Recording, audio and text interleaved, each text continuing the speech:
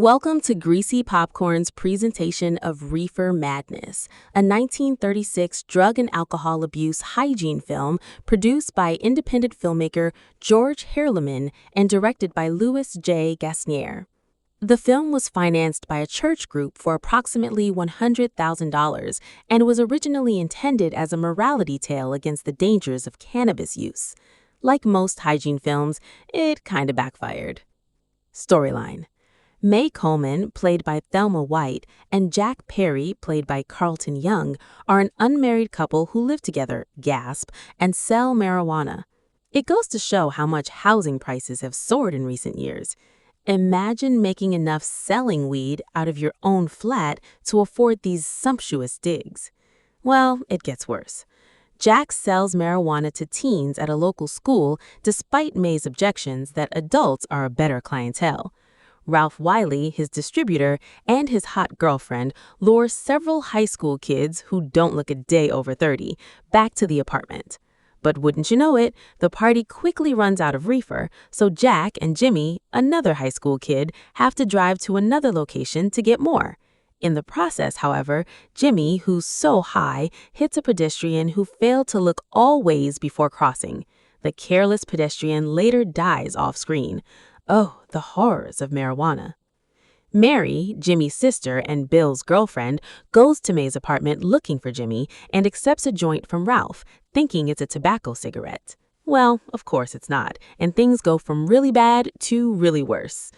As the two 30-year-old high school kids get into a violent argument over Maury, Jack steps in and knocks Bill out with the butt of his gun. But Bill's revolver goes off, a mechanical impossibility, and kills Mary. She slumps gracefully to the couch.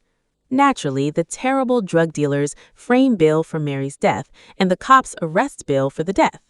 Will Bill beat the rap? What will happen to Ralph and Mae? And what will happen to Blanche's budding career as a Western dance hall piano player? Stay tuned to Reefer Madness to see how this clumsy, heavy-handed hygiene film remains popular to this day to college kids across America.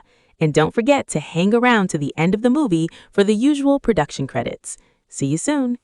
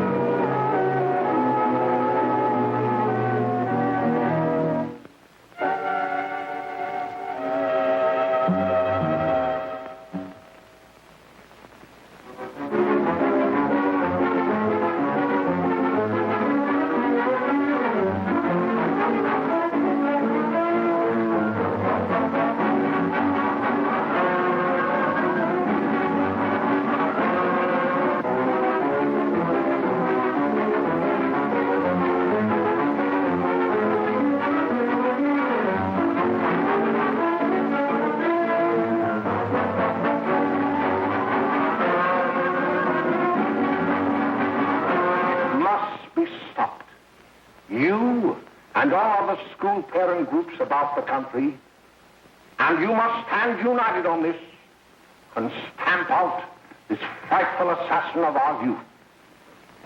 You can do it by bringing about compulsory education on the subject of narcotics in general, the dread marijuana in particular. That is the purpose of this meeting, ladies and gentlemen, to lay the foundation for a nationwide campaign by you to demand by law such compulsory education. Because it is only through enlightenment that this scourge can be wiped out. Out of the traffic in these drugs, a lawlessness that we can scarcely estimate has grown and is now flourishing. It exists in almost every city and hamlet in the country. It might be interesting and important for you to know some of the methods used in bringing these drugs into the country, and the work of the forces of law and order, which are daily combating the traffic, always at the risk of life, by their agents. This ceaseless fight against the drug traffic is directed by the Department of Narcotics, Washington.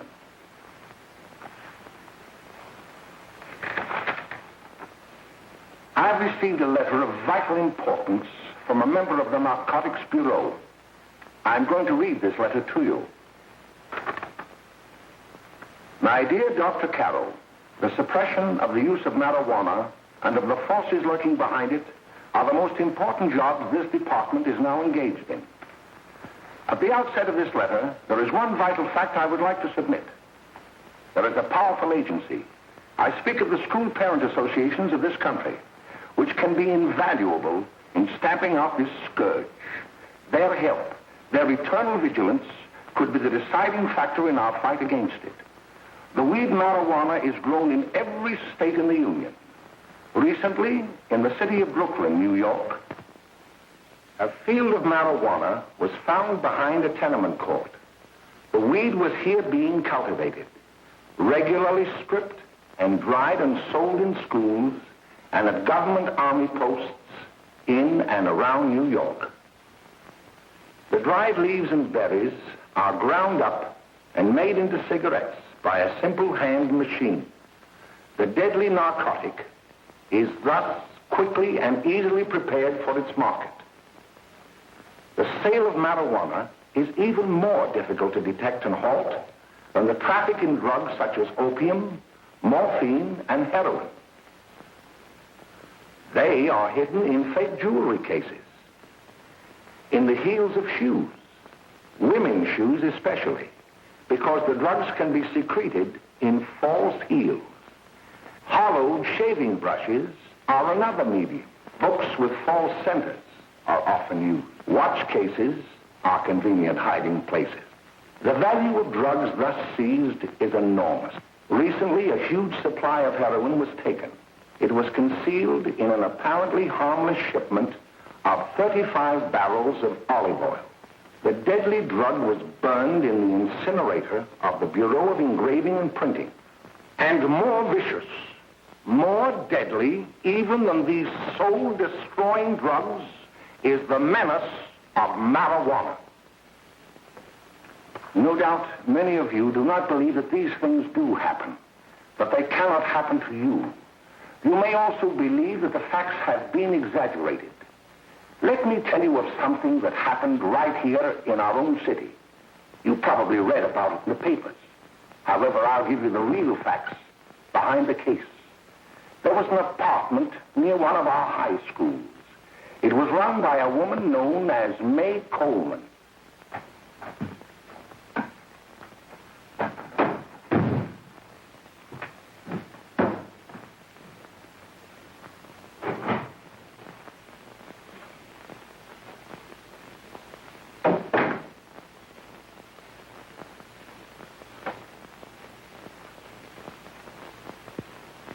Hey, come on, Mae, get up. What time is it? Time to get up and give this place a going over. Looks like the Marines had landed. Oh, that bunch last night was high enough to take over the Marines and the Navy. You better get on the job. Some of the kids may be up this afternoon. Oh, Jack, we can get along without dragging those young kids up here. Oh, why don't you button up your lip? You're always squawking about something. You got more static than the radio.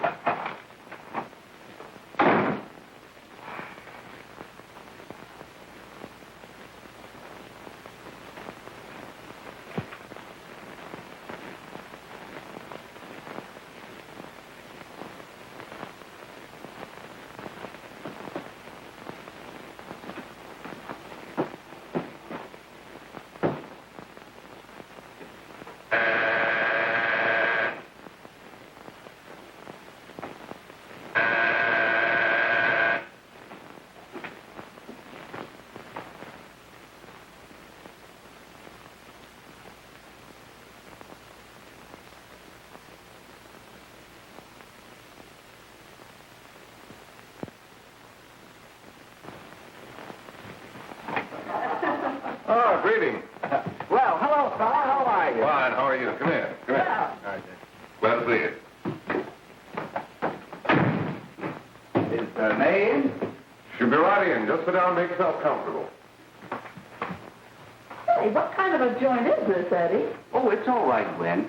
See, they probably had a party last night. Oh. A couple of your customers, Mae. Yeah? They're old enough to know what they're doing. Not like those young kids you bring up here. All right, all right. Listen, I'm going to blow. Where are you going? I got to make some deliveries, and I'll probably drop by Joe's place and bring back a couple of the kids. Oh, I wish you'd lay off those kids. Oh, why don't you get over that mother complex?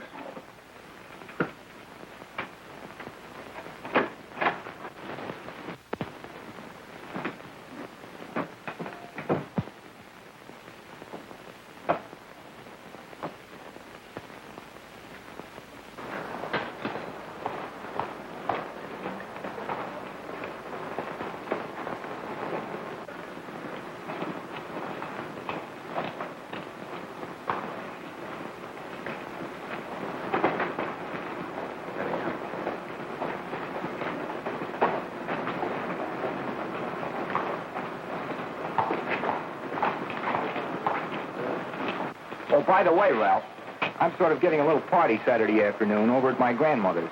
You know, the place with the swimming pool? Like to come? Thanks, Eddie. Maybe I will. I'd sure like to have you. Okay, I'll probably drop over. So long, Ralph. See you later. Hey, Ralph. Hi, kid. Fine, Jack, and you? Oh, great. Where you heading? Oh. Hey, how do you like that?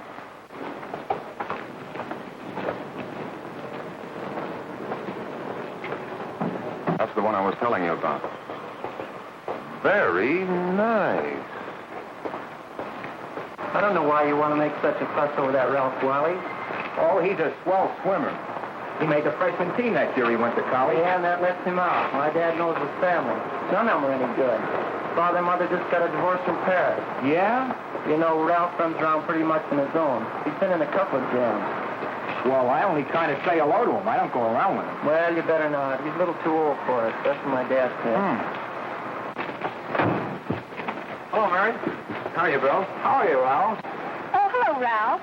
You know our brother Jimmy, don't you? How are you? Well, I'd like you to meet a friend of mine, Jack Perry. Mary, Bill. How do you do? Glad to know you. We're going over to Joe's place. Why don't you come along? we have a date to play, a set of doubles. Oh, you can play anytime. Come on, we'll have some laughs. Oh, we can today, Ralph. Some other time. Can I go along with you? Sure. Hey, I'll see you at dinner, sis. Don't be late, Jimmy. I won't.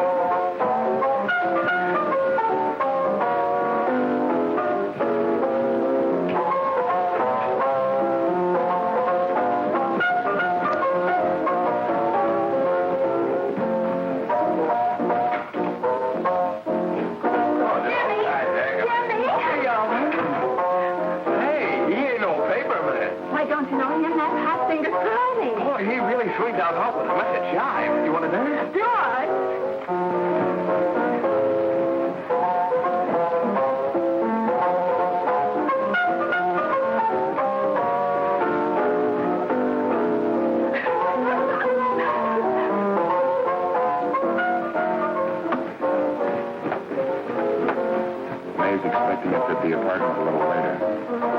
Any new prospects? Maybe.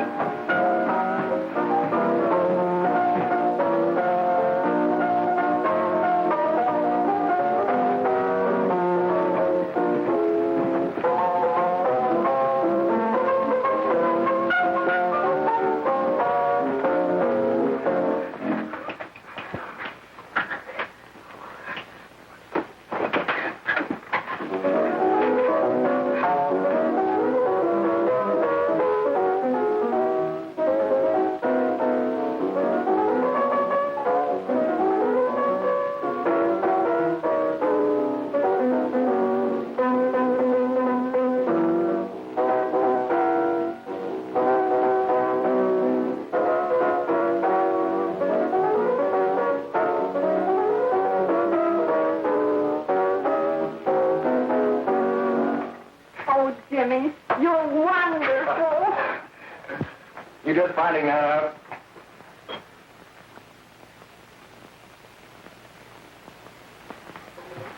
Why can't we go now? Good. Hey, kids, we're having a little party up at my girlfriend's apartment. Wouldn't you like to come? Oh, I'd love to. You want to come, don't you, Jimmy? Oh, sure. Any place with you. Well, come along. We can all go in my car.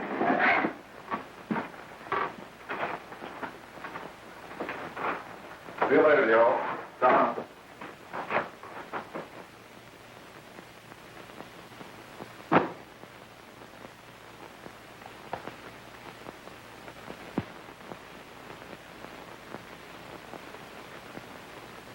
It's sweet of you to help me, Bill. Well, I'll try anything except domestic science. Why, Bill, don't you want to learn something about running your own home? The answer is no. You know, after that session we had yesterday, I went home and told Mother that the trouble with her pot roast gravy was she hadn't added 3 heaping teaspoonfuls of olive oil. What did she say? She didn't say anything. She just threw me out of the kitchen. Well, I don't wonder. Hello, children. Hello, Mother. Hello, Mrs. Lane. That was sweet of you, Mother.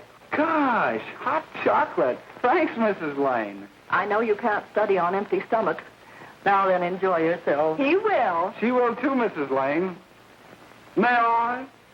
Oh, thank you, kind sir. You're so very, very kind.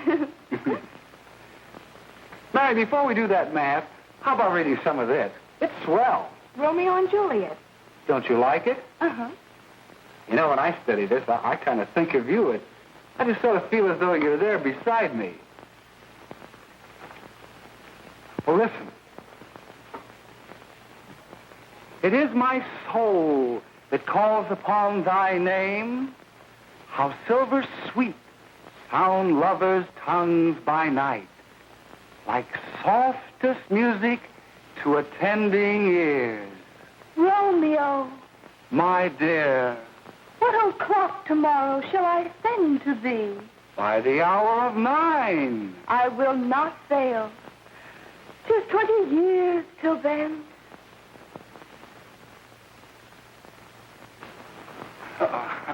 Well, I'll see you tonight, Mary. Goodbye, Mrs. Lang. Goodbye. Goodbye, Bill. So long.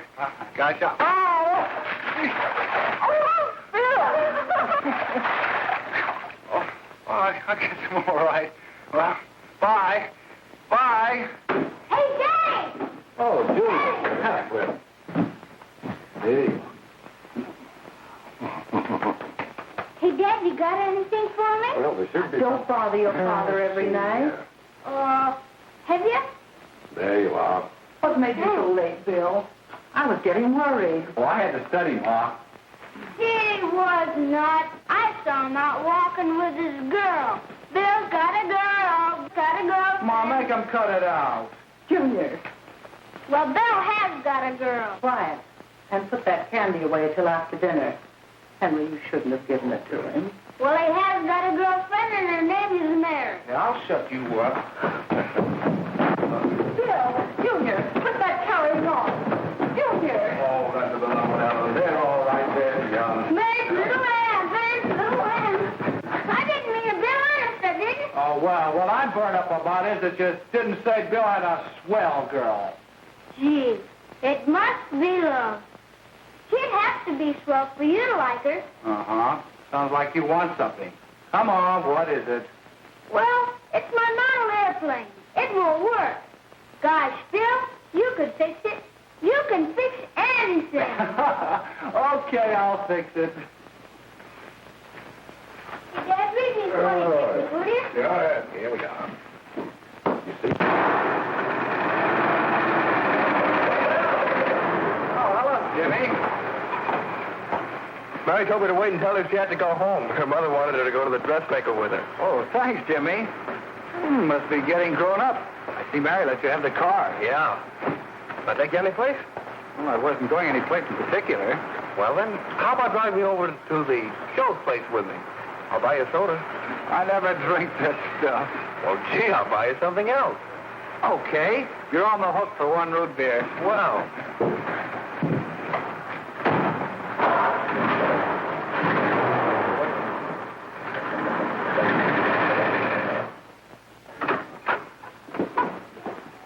Hi, Bill. Hi, Jimmy. Hey, Jimmy. Hello, Jimmy. Hello, Bill. Come on, slide in. Hello, Blanche. Hello, Ralph. How are you? Hello, Ralph. How have you been, Ralph? Hello, Jim. 2 sodas. No, I mean 1 soda and 1 root beer. How's May? Oh, she's fine. We're going up to her apartment a little later. Couldn't Bill come along? Mm-hmm. Well, don't Come on along. Bill, you'll get a kick out of it. Thanks just the same. Oh, come on, Bill. Mary won't be jealous. Why, sure. All the kids will be there. It's keen. Well, I don't know. I really shouldn't. Well, okay.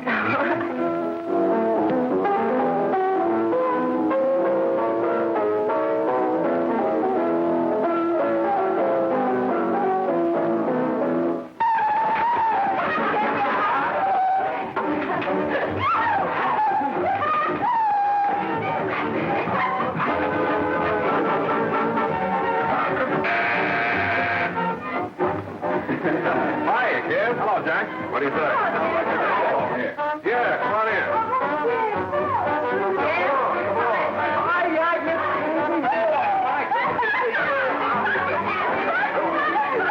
Come on, Bill. Don't stand there.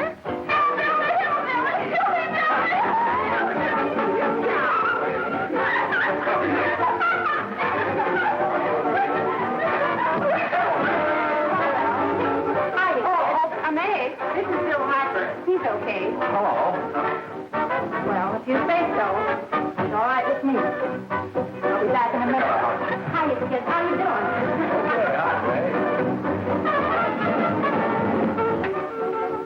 There's a new one in the bay. Yeah, Bill Harper. He's all right. Blanche has got herself quite a yen for her. Not bad. I didn't think she had that much taste. She knows what she's doing. She's got Ralph nuts about her, and now she's got her hooked up for this new kid. Say, we haven't many more smoke. You better run over and get some.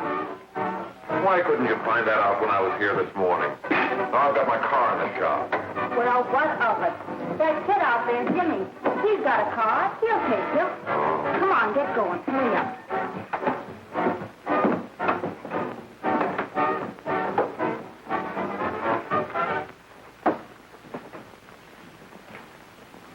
Hey, Jimmy. Yeah? I've got to run over to Cedar Avenue for a minute. You've got a car, haven't you? Why, yeah, my sister. Mind giving me a lift? Why, sure. Come on. Okay.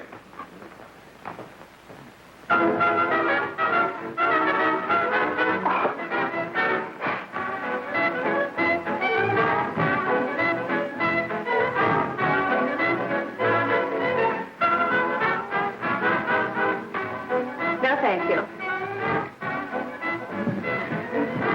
Well, here we are. Oh, thanks. Oh, May, don't forget me. I never forget you. Oh, here. If you want a good smoke, try one of these.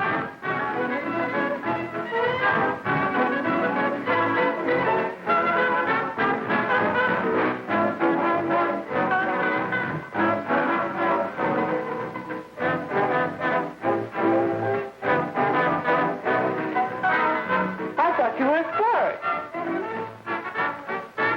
Of course, if you're afraid.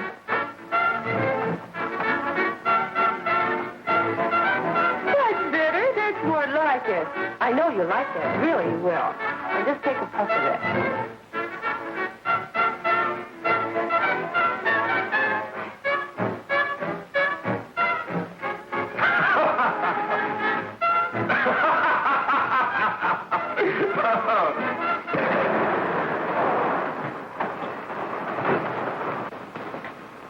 Just be a minute, kid. Hey, Jack, give me a cigarette before you go, will you?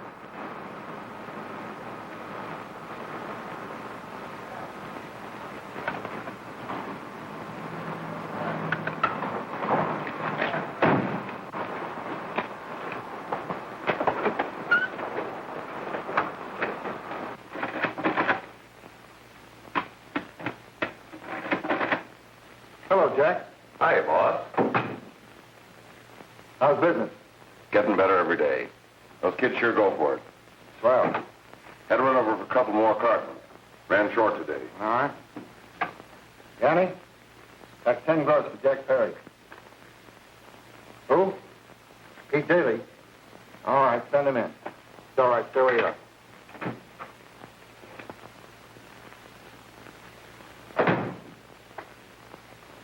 I want to talk to you. All right, go ahead. Jack's okay. What's the beef? Listen, you never heard no beef when I had to sell that rotten gin. You're after the dough, aren't you? Yeah, but I don't need dough that bad. Taking two-bit pieces from kids. There are millions of two-bit pieces just begging to be taken. Don't be a dope. I'm just dope enough to draw the line selling hop to kids. All right, Pete. You know what my policy has always been. If the boys are not satisfied, I'm always glad to have them retire. Retire permanently. So long.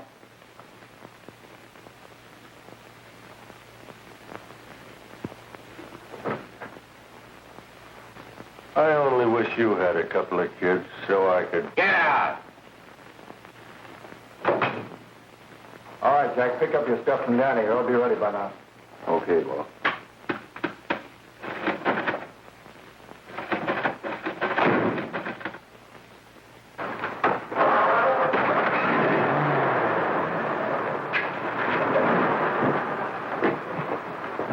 Let's go, Jack. I'm red hot. Better be careful how you drive it. The first thing you know, you'll be ice cold.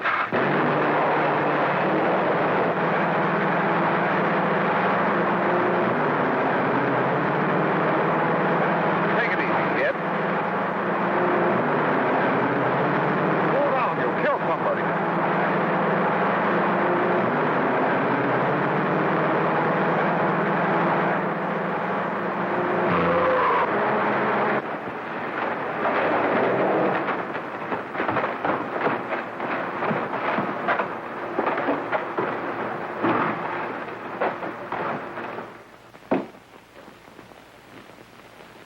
Mary, you're not eating your breakfast again. Bill Hartford hasn't been around lately. Anything wrong between you two? Why should there be anything wrong? There shouldn't be, I'm sure. And whatever it is isn't serious, I know. I'm sorry, Mother, for snapping at you like that. Don't worry about it, dear. Why don't you speak frankly to Bill? He'll be honest whatever the trouble is. I'm sure Bill Hartford never lied about anything. Yes, that's right. Bill's mother says he never lies. There, you see? You think it'd be all right if I speak to him about it? Why, of course. Oh, Jimmy. Oh, what? Sit down, darling, and I'll have your breakfast for you in a moment.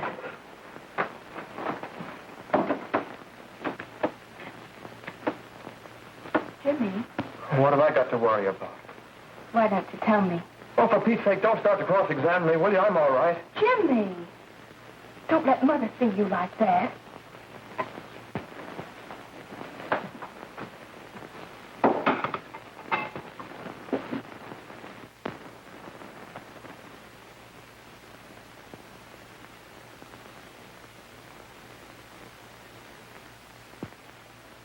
There is no doubt that there is an organized gang distributing the narcotic to students, not only in my school, but all over the city. You government men have got to find some way to put an end to it. Of course, I agree with you, Dr. Carroll. But do you realize that marijuana is not like other forms of dope? You see, it grows wild in almost every state in the Union. Therefore, there is practically no interstate commerce in the drug. As a result, the government's hands are tied. And frankly, the only sure cure is a widespread campaign in education. Oh, it's all right to talk about education, Mr. Wyatt. But we educators can't do anything until the public is sufficiently aroused. Let me show you something. In 1930, the records on marijuana in the Washington office of the Narcotics Division scarcely filled a small folder like this. Today, they fill cabinets.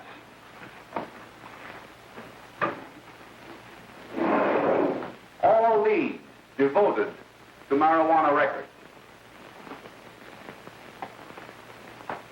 Here is an example. A 16-year-old lad apprehended in the act of staging a holdup. 16 years old and a marijuana addict.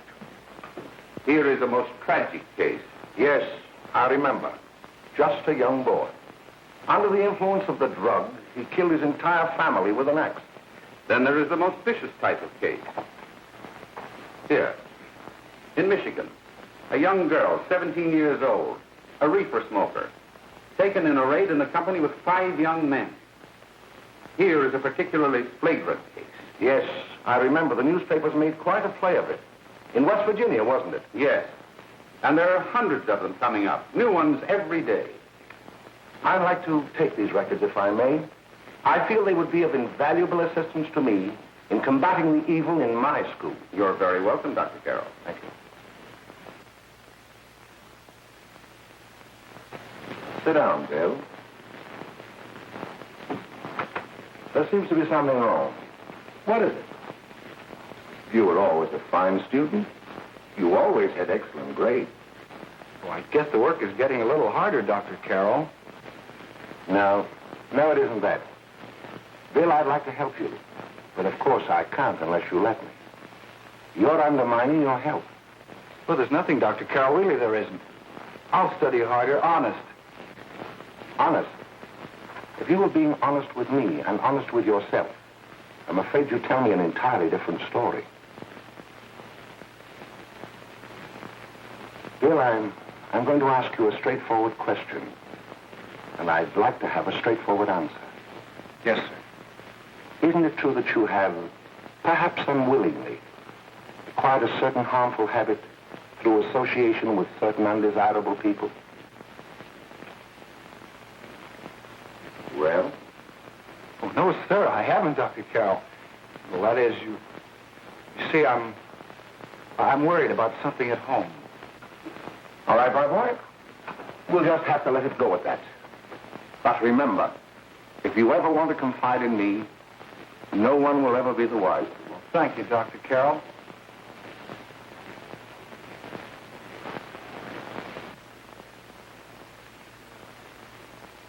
Hello, Mary. You want to play a set? Thanks, Teddy, but I'm waiting for someone. Well, if you're waiting for Bill, he hasn't been here for weeks.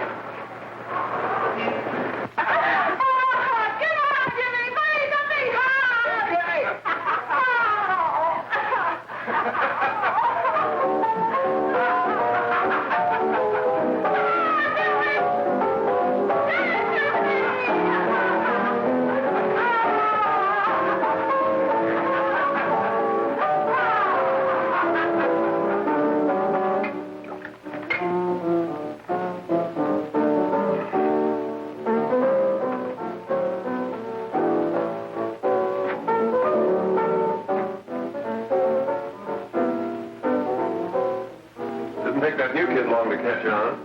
Don't take any of them long.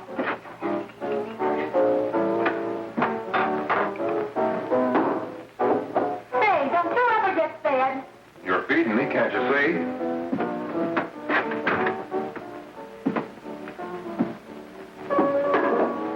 Give me that and a fork, will you? Get it yourself.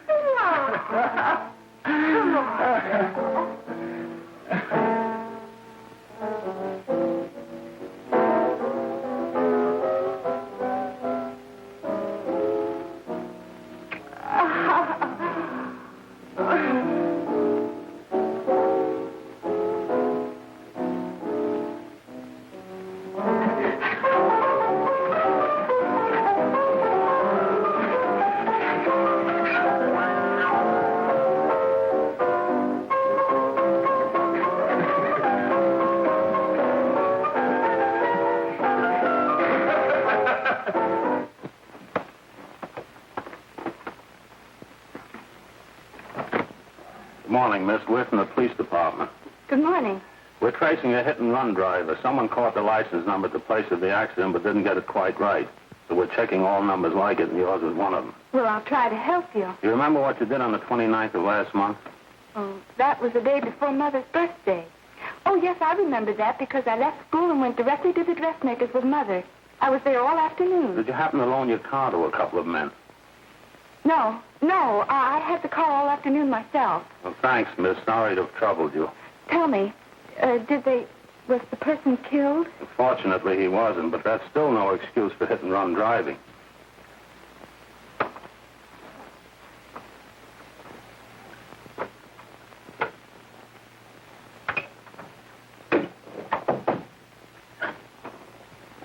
Has Jimmy Lane been here today?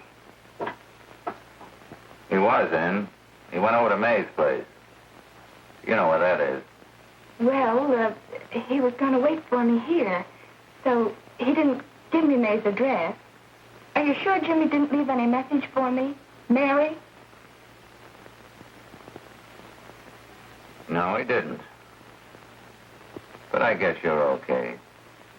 I'll write it down for you.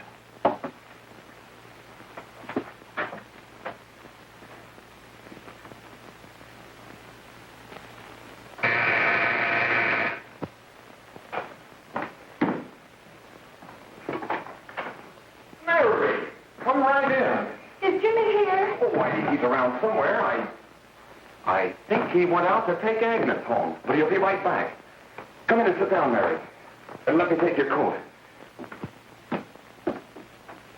Who's the new kid just came in?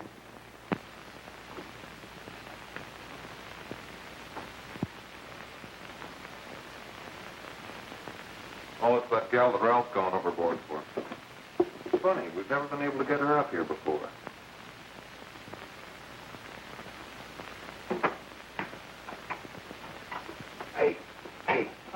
Scram, will you?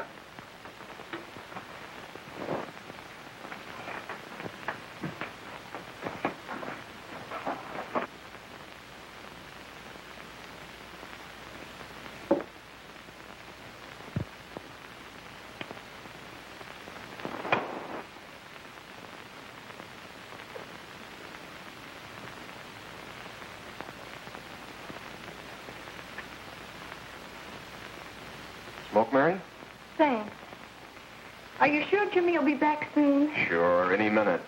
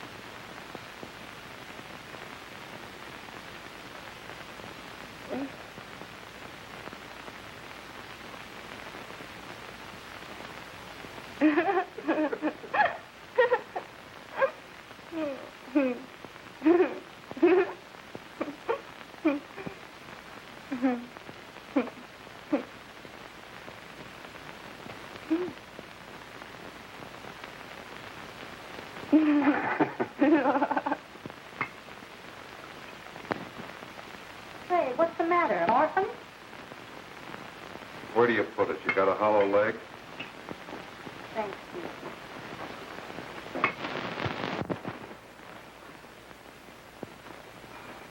How do you feel, Mary? Oh, Mary, give me a... Mary. Oh, Mary.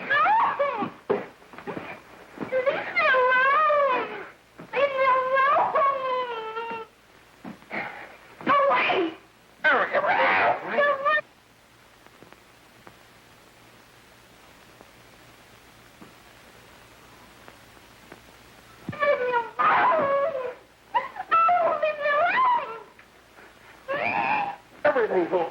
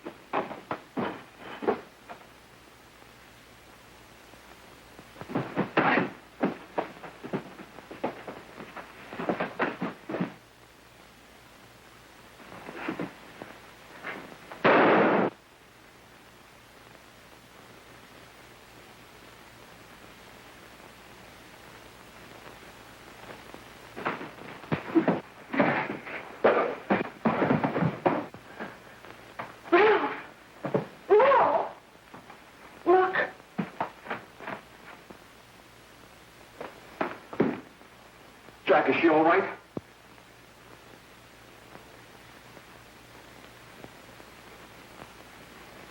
She's dead. Mae, get me some water. Now listen, you two. I want you to get out of here. Get out of here and forget you're ever in here today. I'll handle this. Now get going.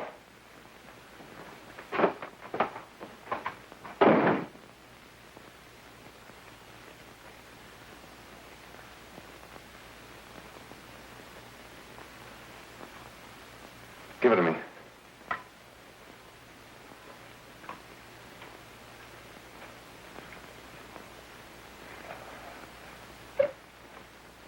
Here.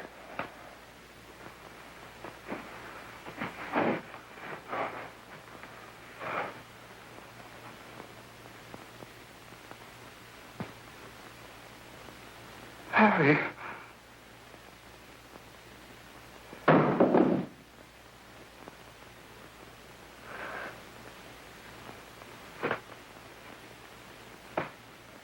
Mary.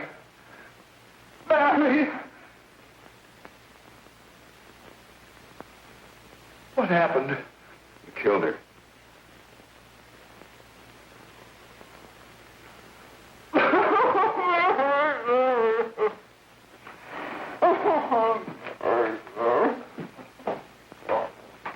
Look, after I scram, you call the cops.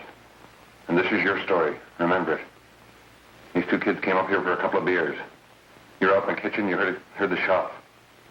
When you got in here, that's what you found. Just stick to that story. Mary! Mary, speak to me. Mary!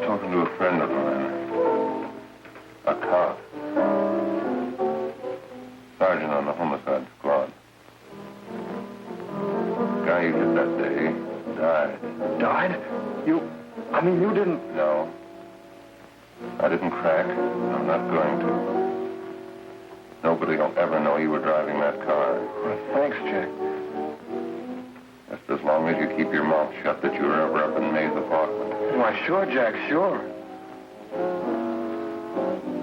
Okay.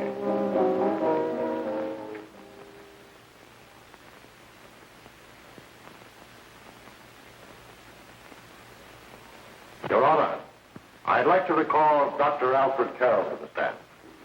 Call Dr. Alfred Carroll to the stand.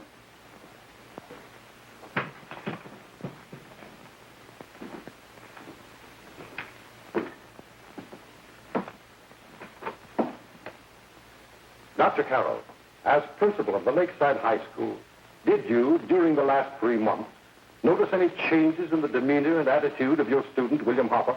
Yes, in a number of things.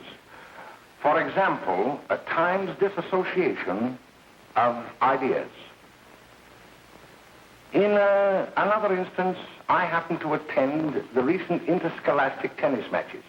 And while Bill Harper had been considered an exceedingly good player, I saw him miss the ball by as much as 3 or 4 feet. This, I understand, could be attributed to the use of marijuana. It causes errors in time and space. Objection, Your Honor. The witness isn't qualified to express opinions upon the effect of narcotics. Sustained. Dr. Carroll has been called merely as a character witness. Well, then, although you didn't know to your own knowledge that the defendant was using marijuana, did you notice any changes that would lead you to believe, as an educator, that he was under some severe mental strain, which might possibly have been induced by some drug? Yes, I recall distinctly a few weeks ago. It was during a class of English literature. There was a serious discussion of Shakespeare's Romeo and Juliet when he suddenly burst into an uncontrollable fit of hysterical laughter. Oh, by the way, Dr. Carroll, 6 months ago, what would have been your opinion regarding the character of my client? He was a fine, upstanding American boy, a good scholar, a good athlete, and representative of the caliber of young men we are proud to graduate from our school.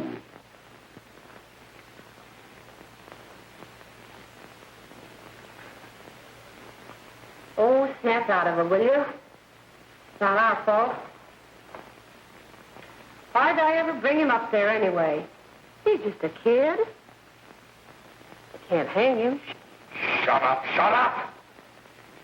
Why don't you let yourself go? Talk. Go off your nuts and have me that way, too. It was his own fault, wasn't it? Shut up! They've got us hidden now, haven't they? The cops can't find us. Jack, I want to get out of this place.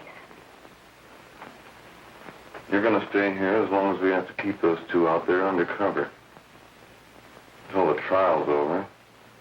The boss gets a better idea. But they're getting on my nerves.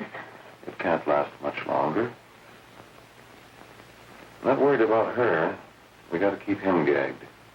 Oh, he's about ready to crack. All you got to do is keep him from having too many reefers. Any day now, that punk will get hot. He'll probably spill and tell all he knows if he gets the chance.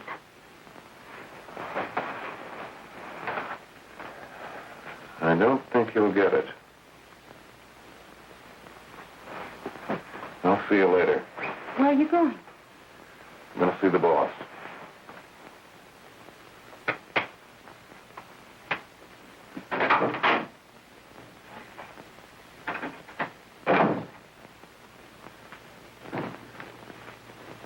Hello, Jack.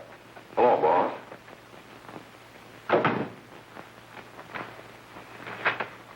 What are we going to do about that Wiley guy?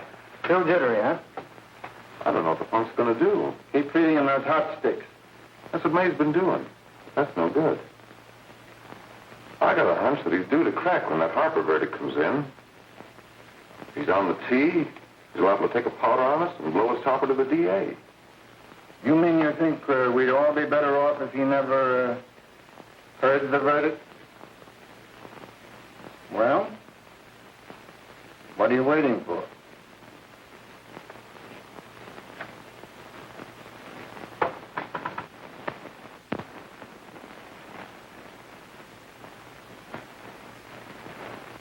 You, ladies and gentlemen of the jury, have a duty to perform. A duty to yourselves and to our community.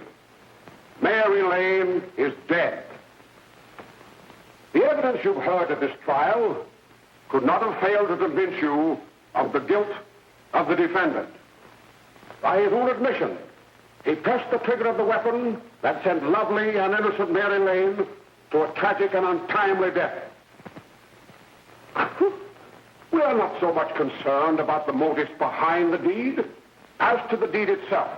While the defendant has told you that he saw someone attacking Mary Lane, and that his mind went blank from that moment on, the defense has been unable to produce one witness to substantiate that statement. Now, ladies and gentlemen of the jury, you've heard able men testify at this trial, men who have tried to bring out the fact that the defendant might have become momentarily insane when he fired the shot that killed Mary Lane. But the defense has been unable to prove that he was insane. William Harper was sane when he visited the apartment where the tragedy occurred. He was in the habit of visiting the place. He was sane when he went into a bedroom with another young woman. You've all heard what went on in that room. You heard it from the defendant's own lips. Involved as he was in a tawdry love affair, Mary Lane was in the way. She had found him out. In a moment of anger, he deliberately and willfully killed her. If such deeds are permitted to go unpunished, this community would cease to be a decent and safe place for us or our children to live. I do not believe I have to plead or even demand that you bring in a verdict to punish the defendant for the crime that he has committed against society. You are upright citizens. That is why you were chosen to judge another. And as honest, upright citizens, there is only one verdict which you can find, and that is a verdict of guilty. And this court will be adjourned until the jury's verdict is reached.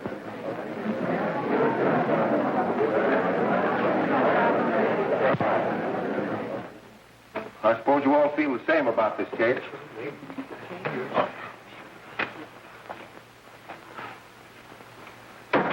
But he might have been insane when he did it. No, he wasn't. He knew what he was doing.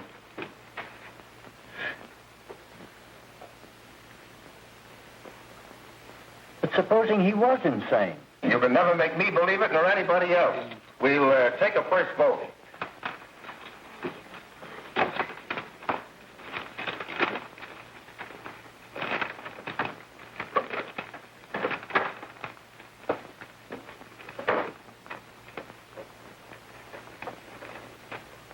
For conviction, 1 for acquittal.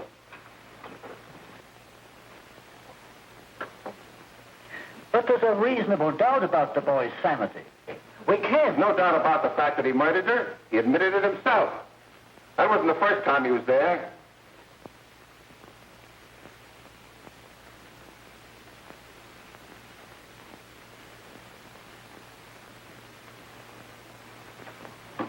We gotta make an example before boys like that contaminate all of our children. We can't have every murderer hiding behind the gag that he's insane. Sure, they see red before they kill somebody. But whose fault is it?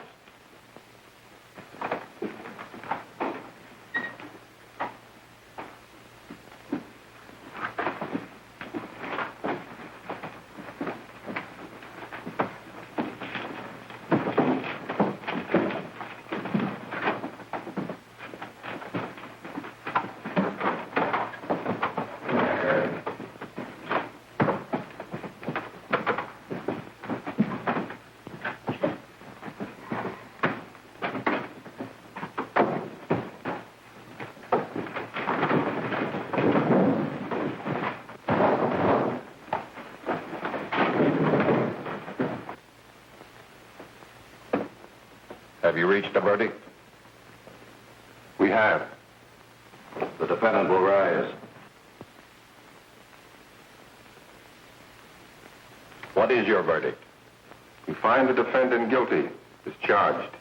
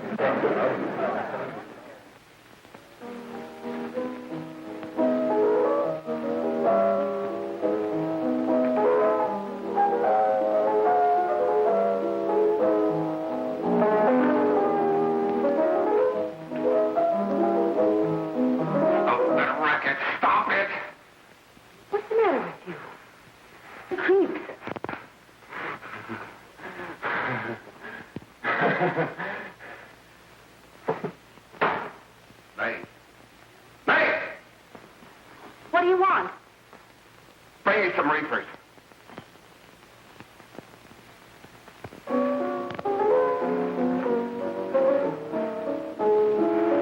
They're going to hang him. Blanche, they're going to hang him. Oh, come on. Get a hold of yourself. Here you are. And quit that crazy laughing. Where's Jack? I want to get out of here. They'll pick you up and hang you if you don't pipe down. I want to see Jack. Jack. I want to see Jack. Jack. You better quiet him. I can't do anything with him.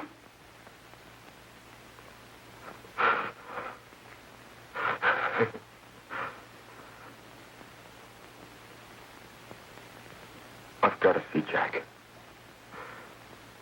We can't let that kid hang.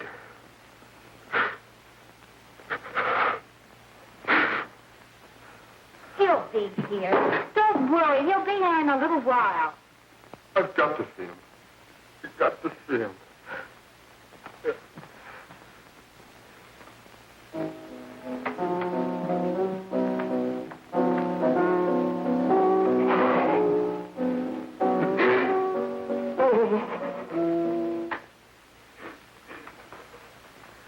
Come on, darling. Everything will be over soon. Do you want me to play something for you? Yeah, that's it. Play something. All right. Come on. Sit down.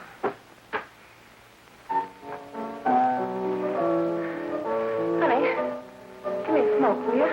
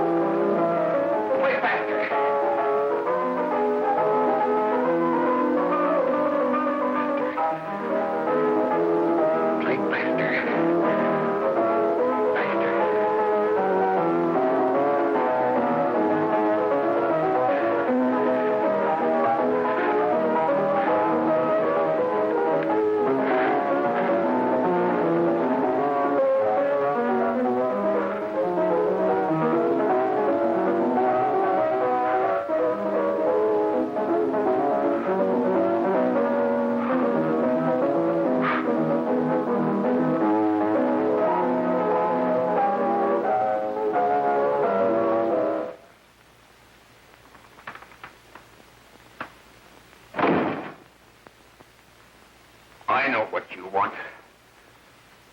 You want to kill me. You're crazy. Take it easy, kid. I just want to talk to you.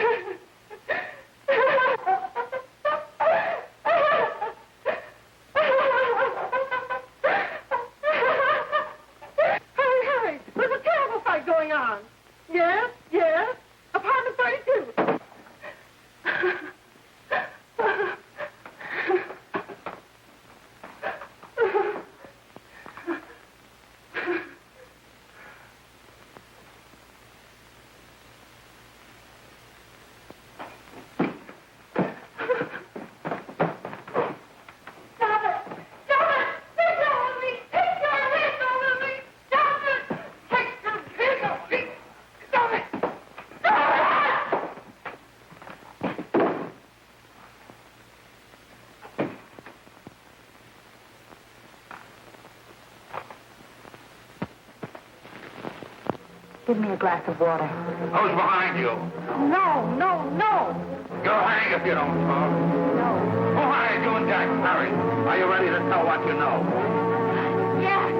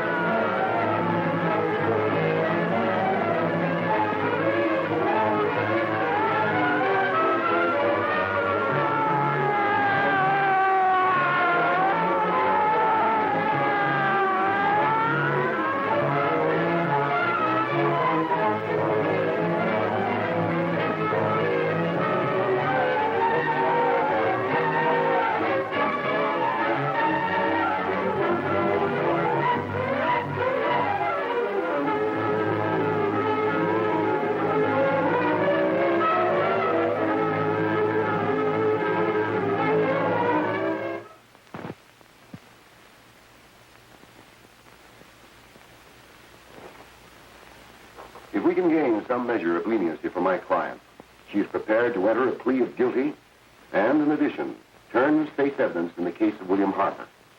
I regret that this court is not prepared to bargain with justice. I'll tell anyway. I was there. I saw it. I know who killed Mary. And I'll tell you who killed Mary Lane. It wasn't Bill. It was Jack. Jack Perry. He shot Mary, and then he put the gun in Bill's hand. We were all at the apartment one afternoon, and Mary came in looking for her brother. Bill and I, we'd been in another room. And Bill came in, he caught Ralph with Mary, and they started to fight. But it was Jack who had the gun. He was going to hit Bill over the head with it to make him stop. And then the gun went off. I saw it. I can see it now. It was horrible. And before he knew it, Mary was dead. But you see, Judge, Bill didn't know he hadn't killed Mary. He was so doped up, they made him think he had. Ralph wanted to tell you, too. Oh, if they'd only let him. But this is the truth, Judge. I'm telling you the truth. After Jack saw the poor he was dead, he put the gun in Bill's hand. It was Jack's fault. And it was my fault, too. I got all of them to come up to the apartment. I'm just as much to blame. I am. Do I understand you wish to plead guilty to a charge of fostering moral delinquency in the case of William Harper? Yes, I'm guilty. I am. Prepare a statement for signature, and also an order setting aside the jury's verdict in the case of the people versus William Harper. In the interests of justice, I shall direct a verdict of not guilty.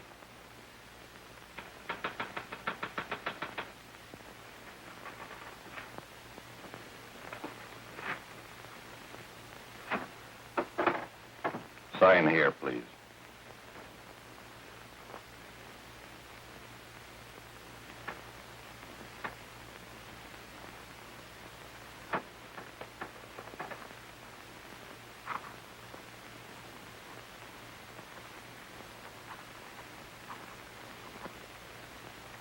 You shall be brought into court on Thursday, the 17th, when sentence will be pronounced. Meanwhile, you will be held as a material witness in the case of the people versus Ralph Wiley.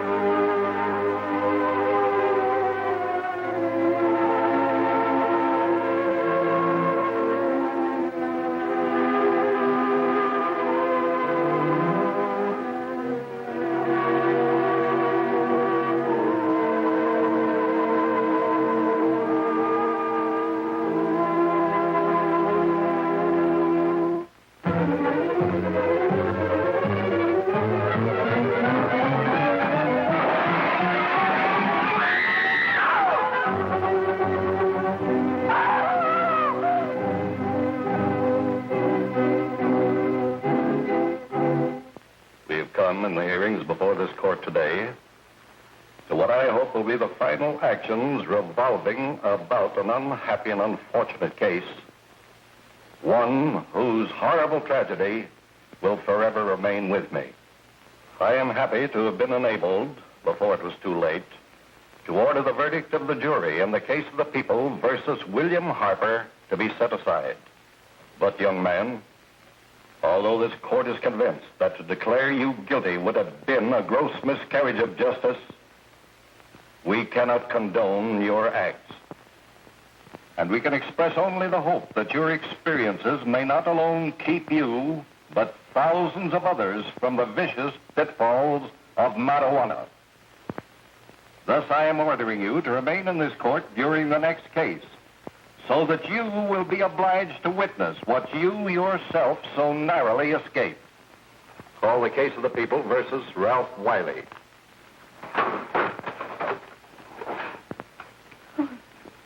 Bill. Bill.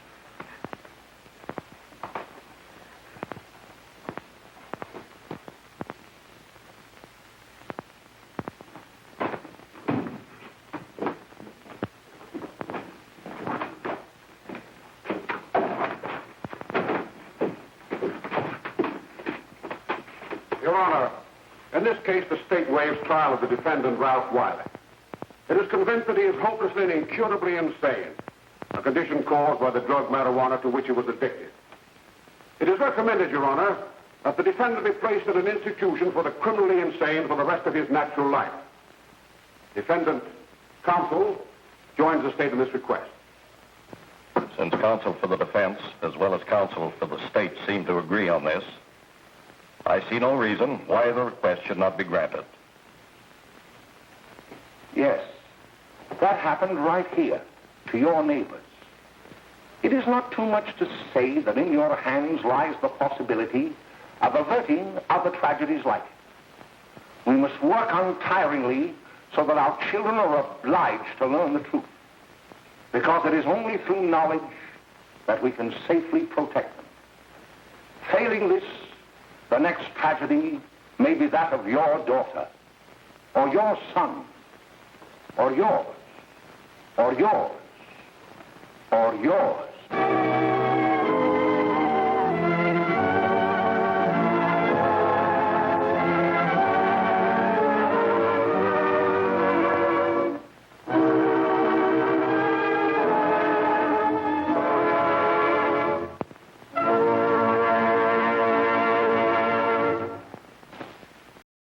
Welcome back. So, how did you like Greasy Popcorn's presentation of Reefer Madness? Please let us know in the comments section below. Copyright release notes. We believe this feature film is in the public domain because it was released in 1936 and has been identified by the Internet Archive as being free of copyright. Reefer Madness has an invalid copyright notice under applicable U.S. law. As a consequence, the film slipped into the public domain as soon as it was released. If you have concerns about this public domain claim and you have standing in this matter, please contact us and we will revisit this decision and possibly remove this film from YouTube and our catalog. Thanks, and please remember to hit like and subscribe so you can watch new movies in the Greasy Popcorn collection as soon as we make them. Bye for now, and remember to watch out for anti-drug hygiene films that fail to mention that alcohol, not marijuana, is the leading cause of death on American roads, even today, where cannabis is legal and available in many jurisdictions. And let's not even talk about the sad fact that drowning was the leading cause of childhood death in the United States for decades. Now it's gun violence.